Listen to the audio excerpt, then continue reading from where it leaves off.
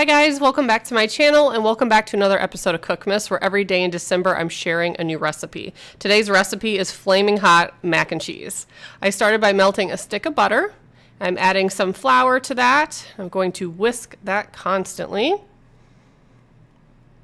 And the seasonings I'm going to add, I'm just going to add salt and pepper. There's a lot of pepper in this recipe. It was like half a tablespoon, but it wasn't overpowering or anything like I was expecting. Now, if you want this to have some extra hotness to it, you can add a teaspoon of cayenne pepper, which next time I think I will do, because it wasn't very hot. You know, it's just the Cheetos on top that give it a little bit of hotness.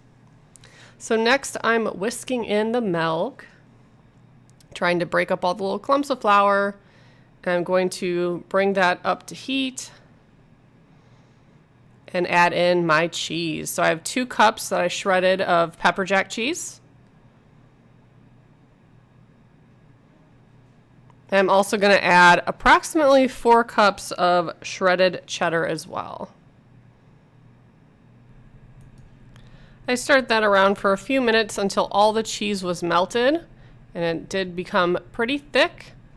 At that time my pasta was done cooking, so I added that to the sauce, gave that a really good stir, made sure all the noodles were coated.